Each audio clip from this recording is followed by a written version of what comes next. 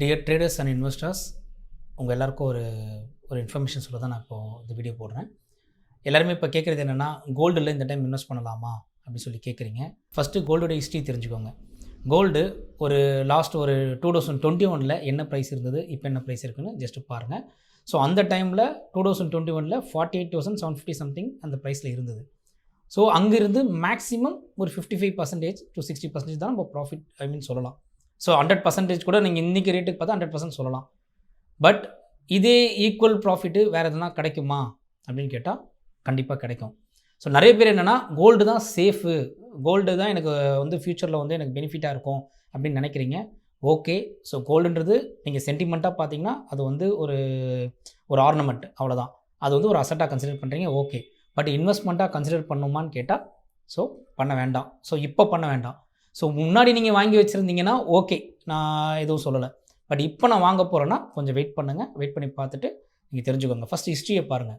So 2021 so Tata motor share பார்த்திங்கன்னா 170 rupees இருந்தது. So அங்கே இருந்து அடுத்த ஒரு 1 or 2 yearsலேயே பார்த்தீங்கன்னா 1000 rupees போச்சு.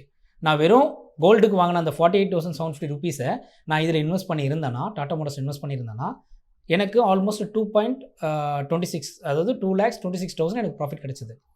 ஸோ நான் இந்த ஸ்டாக்குன்னு நான் சொல்ல வரல. ஸோ நிறைய ஸ்டாக்ஸ் இருக்குது. சில ஸ்டாக்ஸ் இறங்கி கூட இருக்கலாம்.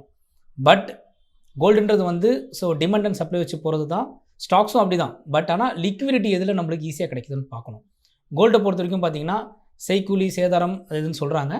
அதே மாதிரி நான் இன்றைக்கி கோல்டை நான் செல் பண்ணுறேன் அப்படின்னா எக்ஸாக்ட் ரேட்டுக்கு பண்ண முடியும்னு சொல்கிறாங்க. பட் ஆனால் அதுவும் பண்ண முடியாது. ஸோ அதே மாதிரி நீங்கள் அளவுக்கு மீறி உங்களால் ஹோல்ட் பண்ண முடியாது. ஸோ அதனால் நீங்கள் இதுதான் கோல்டு தான் எனக்கு பெஸ்ட்டு, நான் இதை அசட்டாக க்ரியேட் பண்ண போகிறேன் அப்படின்னு நினைக்கிறீங்கன்னா இது அந்த மாதிரி நீங்கள் பண்ண முடியாது. நீங்கள் ஃபஸ்ட்டு ஹிஸ்ட்ரியை பாருங்கள். ஸோ மற்ற இன்வெஸ்ட்மெண்ட்லாம் எப்படி உங்களுக்கு க்ரோ ஆகிருக்குன்னு அதை பாருங்கள். அதை பார்த்துட்டு அதுக்கப்புறம் நீங்கள் டிசைட் பண்ணிக்கோங்க. ஏன்னா எல்லாருக்குமே பார்த்தீங்கன்னா நம்ம இந்தியாவை பொறுத்த வரைக்கும், அதுவும் நம்ம பேசிக்காக தமிழ்நாடை பொறுத்த வரைக்கும் பார்த்தீங்கன்னா கோல்டு சென்டிமெண்ட். ஸோ எனக்கு எல்லாத்துக்குமே எனக்கு கோல்டு தான், எனக்கு கோல்டு இல்லாமல் என்னால் எதுவுமே பண்ண முடியாது. நீங்கள் பண்ணுங்கள். பட் ஆர்னமெண்ட்டாக நீங்கள் யோசிக்கிறது ஓகே. பட் இன்வெஸ்ட்மெண்ட்டாக நீங்கள் பண்ண போகிறீங்கன்னா கோல்டோட ரிட்டர்ன்ஸ் நீங்கள் லாஸ்ட் ஒரு 10 years கூட எடுத்து பாருங்கள். இப்போ தான் ஏறி இருக்குது கோல்டு.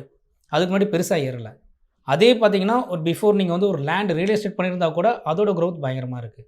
ஸோ அதனால் கோல்டு நான் இது தான் பண்ண போகிறேன், சென்டிமெண்டலாக நான் இன்வெஸ்ட் பண்ண போகிறேன், நான் இதை வச்சு நான் ஃப்யூச்சரில் நான் செட்டில் ஆக போகிறேன் அப்படின்னு நினச்சிட்டு ஸோ மேற்கொண்டு டெவலப்பே மாட்டாதீங்க. நிறைய பேர் கடன் வாங்கி கோல்டு இன்வெஸ்ட் பண்ணுறீங்க. அந்த மாதிரி விஷயம் பண்ணவே பண்ணாதீங்க. அதே மாதிரி கோல்டு வச்சு கடன் வாங்குறீங்க. நாளைக்கு எனக்கு பிரச்சனைனா கடன் வாங்குறதுக்கு அப்படின்னு சொல்லிட்டு வாங்குறீங்க. அந்த மாதிரி பண்ணாதீங்க. இன்வெஸ்ட் பண்ணால் இன்றைக்கி நீங்கள் கொஞ்சம் கொஞ்சமாக சேர்க்குறதா நாளைக்கு உங்களுக்கு ஒரு பெரிய க்ரோத் கிடைக்கும். ஸோ அதனால் நீங்கள் மற்ற விஷயத்தையும் நீங்கள் கொஞ்சம் யோசிங்க. அதுக்குன்னு சொல்லிட்டு நான் ஒரே நாளில் நீங்கள் ஃபண்டு போடுறது டபுள் ஆகிடும்னா நான் ஸ்டாக்கில் சொல்ல வரல.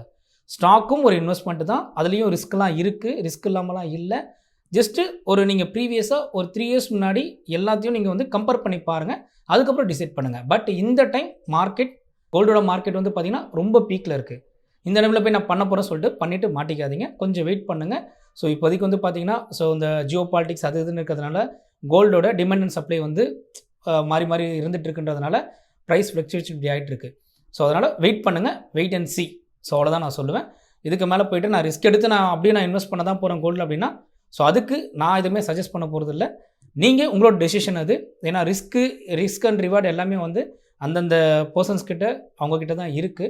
என்னோட ஒரு ப்ராக்டிக்கல் நான் பார்த்த மார்க்கெட்லேயும் சரி, ஸோ கோல்டு இன்வெஸ்ட்மெண்ட்லேயும் சரி பார்த்த விஷயத்தை தான் நான் உங்களுக்கு சொல்கிறேன். சரிங்களா? எந்த டவுட் இருந்தால் நீங்கள் அப்டேட் பண்ணலாம். Thank you so much.